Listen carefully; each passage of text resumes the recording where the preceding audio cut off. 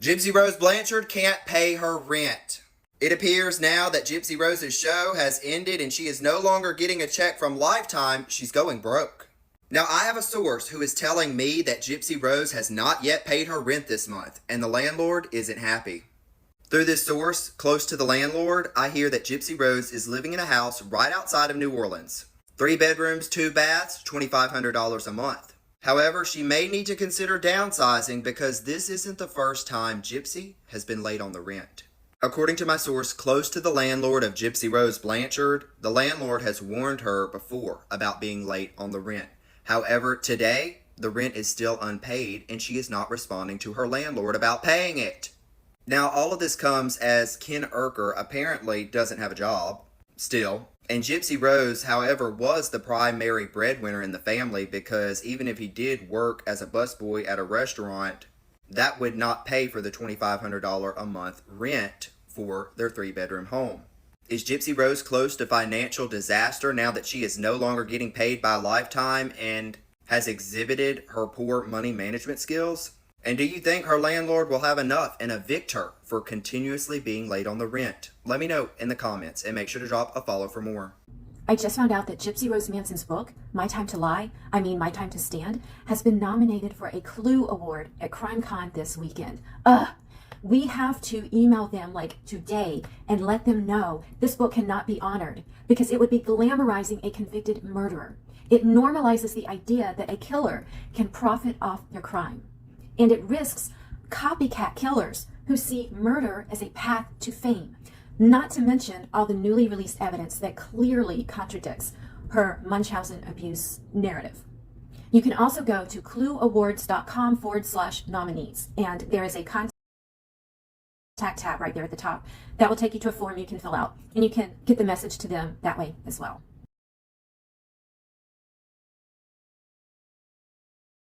What's good, my scandal-loving squad?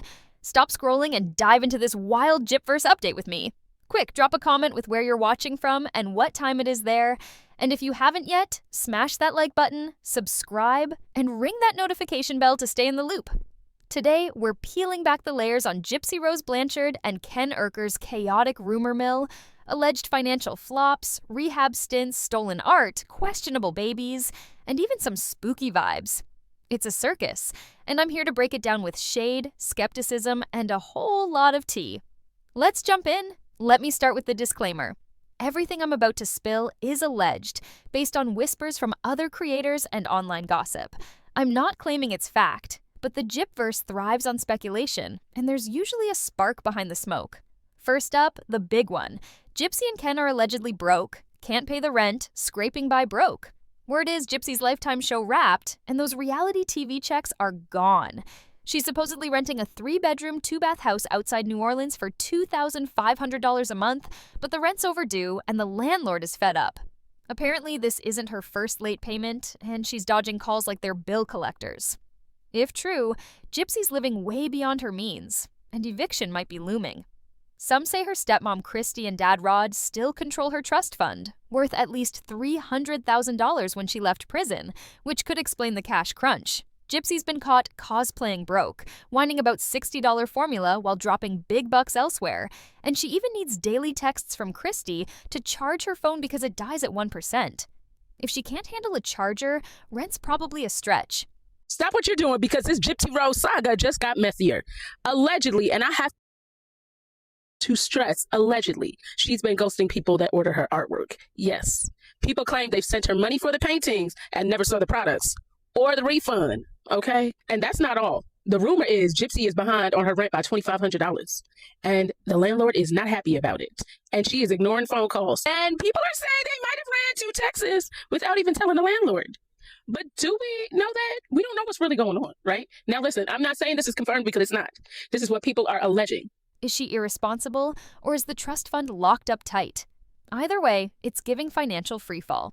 Now, let's talk Ken Urker, Gypsy's on-again, off-again boo who's currently more off than on. The internet's buzzing with claims he's in rehab for substance issues. Maybe inpatient, maybe outpatient. The clues? A July 31st live stream where he was allegedly slurring, stumbling over words, and looking rough, denying substance use but not convincing anyone. Around the time CPS reportedly visited their house, he shaved his head and went silent. No Instagram, TikTok, or family vlogs. His sister supposedly commented that he failed a CPS drug test and checked into rehab, but others claim she never said that. And he's just laying low. He was spotted in Thibodaux, Louisiana recently, which some say rules out rehab, but outpatient programs or day passes could explain it. With no solid proof, screenshots, videos, nothing, it's like a game of telephone gone wild. But with Gypsy, every time you think the chapter's closed, there's always a messier plot twist, right? And with Gypsy, when there's smoke, there's also normally fire. And between the sales, the CPS letter that people have already been talking about, and the paintings, that's chaos, okay? So here's the tea. If these claims are true, we're looking at a financial drama stacked on top of the social media circus going on right now. And honestly, at this point, Gypsy's life is starting to look like its own Netflix series. Except no one could tell if it's a drama, scam, or a survival story. I'm just saying. If Ken's in rehab, it could explain why Gypsy's scrambling for cash, as he's allegedly not bringing in much. Maybe busboy tips at best. Without him, she's the sole breadwinner, and that $2,500 rent isn't paying itself. Then there's the art drama, and it's a mess. Gypsy's selling her blown beauty art, paint splattered on canvas with a hairdryer, but a TikTok creator called her out for allegedly stealing a video of custom-painted Tangled shoes and posting it on a Blown Beauty art page as her own. The creator found a sketchy account, Blown Beauty Y Art, with 5,800 followers, racking up 50,000 views on her stolen video. She reported it for intellectual property theft, but TikTok brushed it off. Fans think it might not even be Gypsy's account, just a copycat mirroring her content, as Gypsy's known for activating and deactivating accounts like digital whack-a-mole. But would it shock anyone if she did this? Her art gig allegedly started as Christie's idea, and now there's chatter they're beefing over it. Christie's been posting her own art for years, supposedly far superior to Gypsy's half-finished canvases. Some say Christie's helping with orders, while others claim Ken's signing the paintings too. Why is he signing them? Is he painting, mailing, or just feeling fancy? Oh, and some buyers claim they've paid for Gypsy's art and gotten nothing. No paintings, no refunds, just crickets. If true, that's straight up shady. There's even wilder talk that her paintings are cursed, with buyers hearing strange noises at night since hanging them. Coincidence or Gypverse hauntings? I'm not saying Dee Dee's ghost is involved, but it's a vibe. I believe Ken is in some kind of rehab program, whether it's inpatient or outpatient. I don't really know, but I do know this man is in rehab. So here are the reasons why I think that. So number one, this picture, okay? Like, that's all I have to say about that. Just look at those eyes, okay? Number two, this screenshot was taken from a live that Ken did on July 31st. That so happens to be the last time we ever heard from Ken directly. Okay, so that was a little over a month ago. And in this live, he was just slurring and stuttering, and he could not form coherent sentences, all while trying to negate rug allegations against him and saying he wasn't on rugs. Okay, but he seemed like he was on them for sure. Speaking of Christie, there's drama there too. Rumors suggest she and Gypsy are clashing, maybe over the art or photos of Gypsy's baby. Apparently, Christie sent baby pics to creators, sparking a fight when Gypsy found out. And then there's the baby itself, or lack thereof. The rumor mill's churning that Gypsy's pregnancy was a fake storyline to save her flopping show. Producers allegedly pushed for drama, and a baby was the perfect plot. Gypsy showed a baby on TikTok Lives, face hidden, but now there's no updates, no growth pics, just silence. Some fans swear it's a doll or someone else's kid borrowed for clout. Random accounts are posting unverified baby pics, and Christie's alleged leaks aren't helping. If true, this is a grift of epic proportions. With the show reportedly canceled, Gypsy might be stuck in this lie, and the internet's not letting it slide. Then there's the spooky stuff. Gypsy's been talking about hearing her late mother, Dee Dee Blanchard, calling her name at night. She's mentioned nightmares about her past, waking up panicking, touching her hair or scar to ground herself, but she recently shaved her head, which clashes with her claim that hair helps her cope. Do you remember whenever Christy was on a live and she said that Gypsy had been hearing a woman call out her name? Turns out it's not the first time Gypsy's ever had this happen, or has ever said that this has happened. In this email to Jeff, she is talking about how she has nightmares. And she says, most often my bad dreams are me reliving the trauma I've experienced in the past. I'll wake up and expect my hair to be shaved and the feeding tube to still be there. That's why I'll touch my hair or my scar to remember it's just a dream. It's interesting considering she just shaved her hair, but apparently she was having traumatic nightmares about it. And being able to wake up and feel that she had hair was what brought her out of that feeling. I have a lot of thoughts on that. Anyways. She's also flip-flopped on Dee Dee's last words. First, don't hurt me, Gypsy. Now her name being called. Is Dee Dee's ghost haunting her, or is Gypsy spinning stories to keep us hooked? I'm kinda here for the supernatural plot twist. And let's not forget Ryan Anderson, Gypsy's ex-husband, who's out here stirring the pot. He's been going live, throwing shade at Ken, hinting he's in some shady facility. Not rehab, but maybe a psychiatric one, or, as Reddit suggests, a conversion therapy clinic. Ryan's obsession with Ken's sexuality is tired, with petty jabs that feel more annoying than clever. He acts like he's still the better man for Gypsy, but dude, move on. His cocky attitude adds nothing but noise, especially with no evidence to back it up. Here's the kicker. All these rumors, rehab, rent, art theft, fake babies, cursed paintings, might be a calculated move. Gypsy's no stranger to playing the victim, and with her show gone, she's hustling to stay relevant.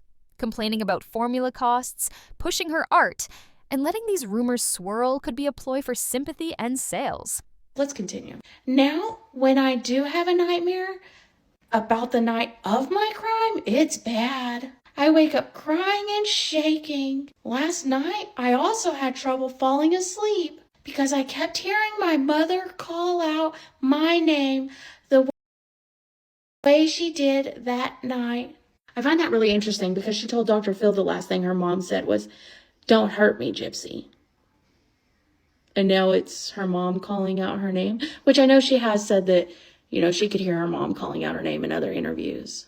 I don't know, the girl just can't seem to make up her mind. But you know what?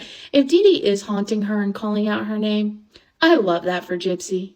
Oh, and speaking of blame games, there's this alleged angle where Gypsy's pointing fingers at the public for her dark thoughts, like we're the reason she's been on the edge. But allegedly, that's just deflection. Don't take it personally, because even the rumors aren't sure if it's legit. It's funny how creators and fans alike have been calling her out, exposing layers, and then suddenly it's lighten up 1 second, keep exposing the next. Confusing much? The takeaway from her lives? Well, amid the chaos, she had this hilarious moment yelling about thunder and lightning, checking the weather app mid-rant. It was kind of fun, showing a glimpse of her goofy side. I'll give her that. She's got a spark of humor when she's not scripted. But overall, it's allegedly all part of the performance, flipping from vulnerable to empowered to keep the audience hooked. Now, diving into the birth control drama that's got everyone talking, allegedly Gypsy admitted she wasn't on it during key moments, but rumors suggest she never was, especially when trying to lock down relationships. Take her ex, Ryan. He supposedly posted something that felt like a subtle dig, but speculatively, it was more aimed at Ken, like, hey, you're not special. She tried the baby trap on me too. And he also had his head shaved right before this and right before CPS was called to their house. So I'm pretty certain, he was doing all of that sniffling and all of the skiing stuff. Like, come on, it's pretty obvious, right? So then that leads me to my next point of why I believe he's in rehab, which is when Gypsy became an artiste. This was August 3rd, so 3 or 4 days after that live, Miss Girl started to panic and knew she was losing whatever income Ken was bringing in.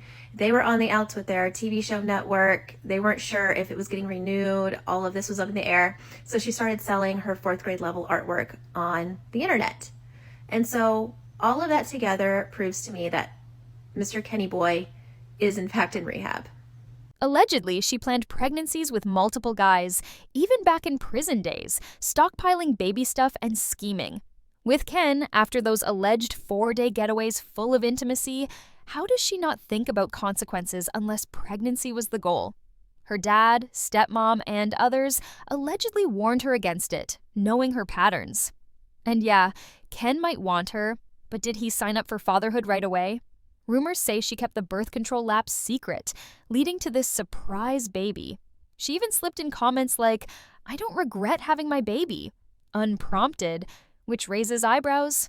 Nobody asked, girl.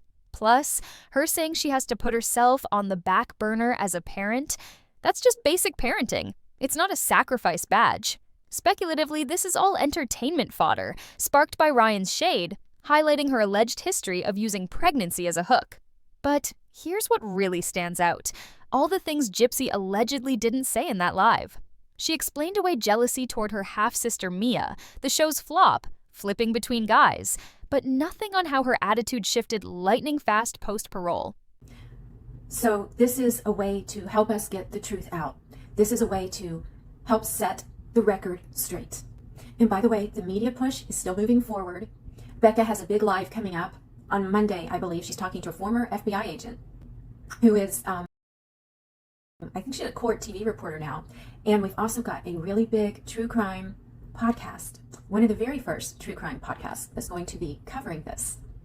I will have more details when I know more.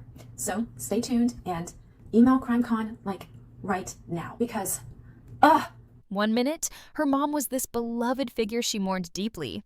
The next, allegedly a monster called by her first name. And her co-conspirator Nick, from shared blame to allegedly throwing him under the bus, claiming it was all his idea. No waterboarding needed. She flipped quick. Why skip that? Speculatively, because she can't spin it. It's too blatant, and we've all called her on it. That parole end allegedly sparked her bigger spiral, unleashing unfiltered rants that self-incriminate. She addressed TikTok chatter like her art flopping or guy hopping, but dodged the switch-up. Allegedly, it's the one narrative she can't control, having already messed it up publicly. Flashback to some alleged old letters where Gypsy gushed about relationships, praising Ryan as a stand-up guy through quarantines, COVID, her time in the hole for unknown reasons, his job loss over their romance, and a visitation ban from her irresponsibility. She talked emotional hurdles strengthening them, walls coming down, even showing up makeup-free, messy hair, no dentures, vulnerable for the first time. Allegedly, she never let Ken see that raw side back then. It painted a healthy bond built on love and trust, until she allegedly cheated and got pregnant with someone else. Ouch. Speculatively, that betrayal underscores her patterns of building up, then tearing down. At the core, rumors paint Gypsy as mentally unstable, constantly cosplaying to escape her reality because she allegedly hates who she is. It's a lovely costume. Thank you. Very nice. Party wig. Sweet. Good job. Believe it or not, Gypsy Rose was about 18, 19 years old in that video. That's the same time frame she was talking to Dan and ran off with him, doing God knows what.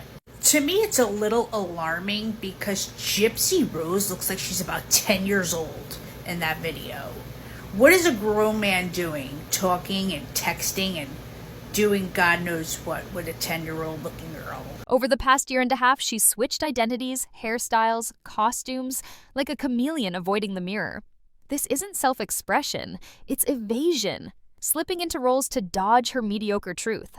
Allegedly shallow, predictable, unprofound, she's got no education, skills, trade, or redeeming personality traits. Her only claim to fame? That infamous act against her mom. Without it, she's allegedly nothing, so she regresses. Wigs tying back to her identity roots, a cry for sympathy like old times. Shaving her head, speculatively reaching for a proven mask that got her attention and manipulation power before. But now, life's different. No more scamming sympathy easily. Her family allegedly isn't stepping in for real psychiatric help, ignoring this regression. It's been a pattern since pre-prison, cosplaying online for validation from creeps, getting rushes from being wanted. Every online appearance? A performance, not authenticity, allegedly crafting personas until one sticks. That new wig photo? Filters aside, it looked decent, better than her maternity or jazz fest blondes. Blonde doesn't suit her, it aged her oddly. But it's not style, it's struggle. I want a lawyer. Please, I need a lawyer. Okay, have a seat. Who in how can we forget the interrogation where Gypsy Rose is shouting for a lawyer? She needs a lawyer. But yep, this is the girl that Kenny and Ryan wanted to talk to. So they decided to write what looks to appear to be a middle school boy. I don't know, guys. All of it's a little alarming to me, but let me know what you think. Erasing her identity out of self-despise. Finally, on the jealousy front, Gypsy claimed in her live she's over-envying Mia, citing prom and dad bonds as past triggers. Sounds mature, but speculatively, it's because the fantasy shattered up close. Allegedly, she idolized Mia's perfect life from afar, prom, cheerleading, Rod's presence, while ignoring perks like Disney trips or free homes she got. But reality? Rod allegedly distanced himself by choice, not wanting the burden. If Gypsy lived with him and Christy, care would have faltered. Stepmoms aren't saints, and Rod was absent working. Every family has chaos, hospital runs, issues, and Dee Dee allegedly provided devoted care out of love, not malice. Gypsy's alleged projections blame mom for bashing dad, but rumors say that's Gypsy's invention to fuel victimhood. Post-prison, living with Rod and Christy exposed the mess. Toxic dynamics, no picture-perfect bliss. Her growth allegedly isn't real. It's narrative shift, using Mia as backdrop to reinforce deprivation. And when Mia stayed with Ken during parole, Gypsy allegedly hovered daily, ego-boosting by outdoing her sister. Everything's self-serving, allegedly no kindness, just ego. So, is she truly over it, or faking maturity? I don't think Gypsy Rose was ever no fucking addict. For one, the way she talks about addicts, no. The way she outed Ryan's business about being on methadone, yeah, no. Also in her book, she talks about how she took pain medicine and shot it into her feeding tube, and she's like, oh, release. That's how she says it in the audiobook. Oh, release. She's trying to make it sound like putting it in your feeding tube is the same as shooting it in your vein, and honey, that's just not true. Her whole story about how she lied to Christy about needing $50 because she broke somebody's TV when really it was for a bunch of Suboxone pills when she was in jail. Suboxone is $25 a pill on the street, or at least it was 8 years ago. Times are hard, so I would not doubt that they jacked the price up on those. So ain't no way Gypsy was in damn jail buying a bunch of pills with $50. It's not happening. I think she uses the whole I was an addict storyline to almost seem relatable. I do think she popped a few pills probably when she ran off with Dan. The night she committed the murder, she probably popped her little Xanny. But no, I do not think that Gypsy Rose was like some full-blown addict out there popping pills and all that BS. Nope, I don't. I feel like she makes shit up that's going to give her more sympathy. Speculatively, the latter, turning illusions crumble into redemption fodder. Gypsy's recent live stream had her pulling out all the stops to play the victim card again. Allegedly, she's been leaning hard into this narrative, trying to make everyone feel sorry for her with some pretty heavy claims, like hinting she wanted to check out for good. Seriously, girl? That's a bold move to tug at heartstrings, but the rumors aren't buying it. Word on the street is that Gypsy's got a knack for spinning tales that paint her as the ultimate underdog, but some are calling her out as a master manipulator. Allegedly a narcissist, sociopath, even psychopath. Harsh? Maybe, but the speculation is that she thrives on creating scenarios to keep the spotlight on her, even if it means throwing others under the bus. When the news and other documentaries began dropping this photo, it was super shocking to people to see how much medicine Dee Dee Blanchard kept in their house. And this photo is often used as proof that Dee Dee was rugging Gypsy constantly. So let's talk about everything in it. We're going to go to the first shelf. The medicine which you see on the first shelf is a steroid, a liquid steroid. Now let's go to this part of the shelf. That's awfully weird because that is literally just a vitamin and this is just liquid Tylenol. Next, we're going to do this big bottle. I'll be god dang. All that is laxative. That was just so the poor girl could take a nice poopy. Now let's go to these red bottles here and here. I have a Trazepam, seizure medicine. Case in point, her friend Bri, allegedly got roped into one of these lives, talking up how devastated Gypsy was over a billboard situation. Supposedly, this was tied to photos of her daughter Aurora that Gypsy herself allegedly sold, only to flip the script and cry foul when they went public. The gossip suggests she orchestrated the whole thing to set someone up as the bad guy, so she could play the attacked mom card. Classic move, right? Allegedly, she's been pulling stunts like this since she got out of prison, maybe even before, creating drama to stay relevant. And when people start seeing through the lies, suddenly she's the one being bullied. Oh, please. Which, by the way, is mostly unopened. For some reason, whenever they took out the prescription medicine, they did not take out these bottles right here, but that's prescription mouth rinse. Anyways, let's go over the bottom shelf now. The green box that has red writing, the white box that has blue and light blue writing, and this box right here, which also has blue and light blue writing, are all inhalers. This box and the yellow box next to it, also inhalers. And this orange box right here is a topical cream. It's used for things like hyperpigmentation, acne, rashes. You get the point. Right here in this far corner, we see more inhalers. So this is the medicine cabinet that detectives took almost everything out of before they took it out. And this is the medicine cabinet after. Now, as I'm ending this video, I would like for you to ask yourself this question. Does a bunch of unopened and unused seizure medicine, poopy medicine, inhalers, and topical cream scream overly medicated child? Whether it's lying about Santa, flipping on her family, or allegedly setting up photo leaks to play victim, the speculation is that Gypsy's not just losing her mind, she's weaponizing the chaos to stay relevant. The Blanchard family's allegedly falling apart, Ryan's out here unraveling, and Gypsy's at the center, pulling strings and dodging accountability. But the internet's catching on, and the gossip says people are done being fooled. Will she keep spinning these wild tales, or will the truth finally catch up? That's the million-dollar question. Now let's talk about Gypsy's alleged narrative about her mom, Dee Dee, and how it's doing cartwheels. According to Gypsy, Dee Dee was this controlling force who wouldn't let her have friends, fall in love, get married, or have kids. Basically, no shot at happiness. She's quoted saying, "Mom's never gonna let me be happy," painting Dee Dee as this barrier to her love life, especially with Nick Go-to-John. But hold up, rumors point to an old article that tells a wildly different story. Allegedly, Dee Dee was all about Gypsy's relationship with Nick, bragging to friends and neighbors about how in love they were at 19 and 26. She reportedly made sure Gypsy looked immaculate and was beaming with pride over their romance.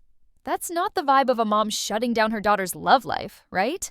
Yet, Gypsy allegedly told Nick that Dee Dee despised him, creating this whole other narrative.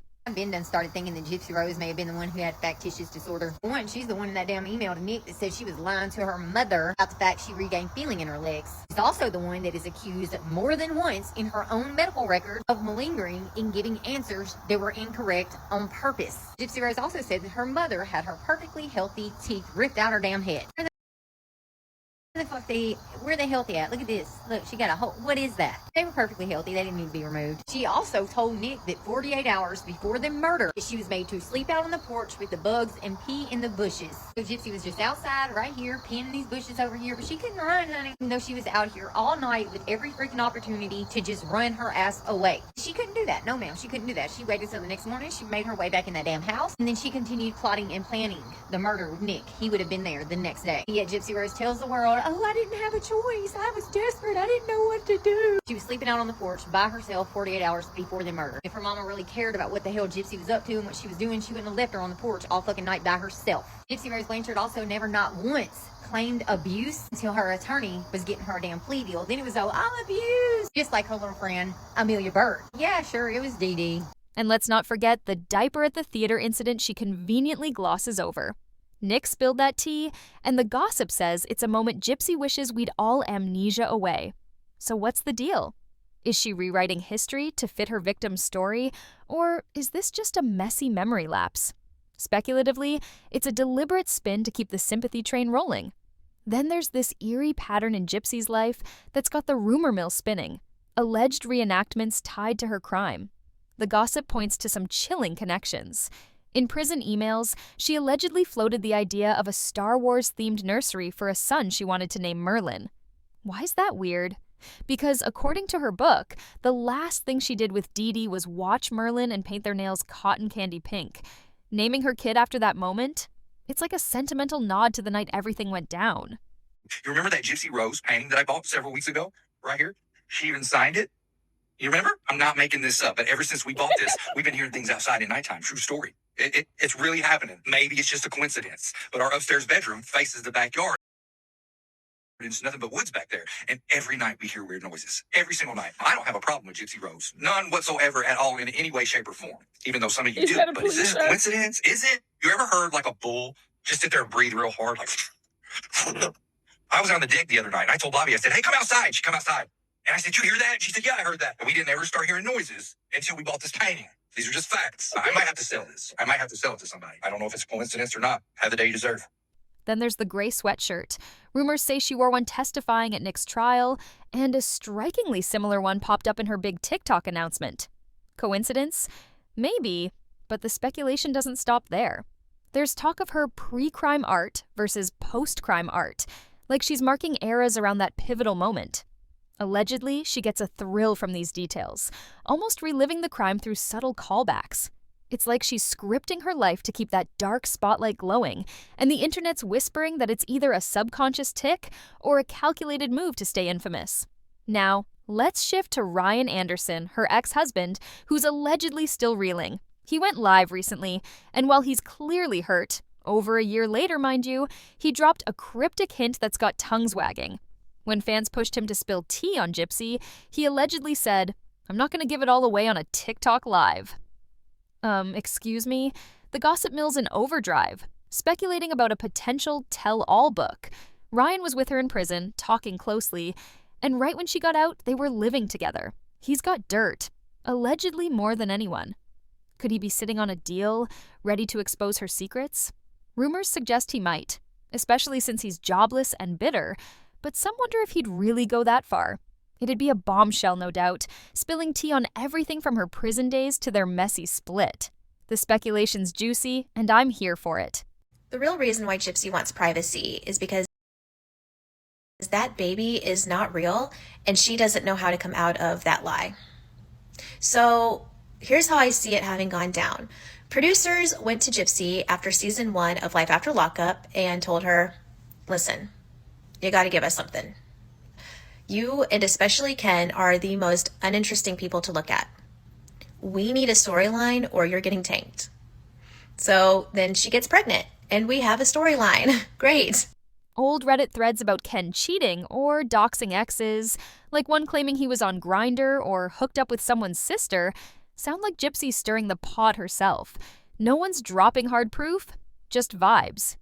Is this a master manipulation to keep us talking? Maybe. What's your take? Is Ken in rehab, or is this a distraction?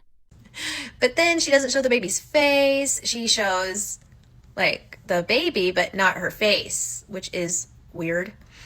And then she went live, with the baby on TikTok, which seemed legit, right? But she only went live for the first couple months of her life. That could have literally been anybody's baby that they paid to, like, can we have your baby on our live? Like, I'm not kidding. I would not put it past her. And then we did not see the baby grow past this size right here, which is also sus. Like, that looks like a doll right there to me. So yeah, she doesn't know how to come out of this lie. The show is tanked at this point, and she don't know what to do. Okay. Is Gypsy broke or just playing us? And what's up with the baby, the art, and the hauntings? Drop your thoughts in the comments, and let's keep this tea party poppin'. Shout out to my super thanks supporters, Mellow Yellow 2022 and Nico Moon 13. You're the real MVPs. Like, subscribe, and hit that bell for more Gypverse madness. Catch you in the next one.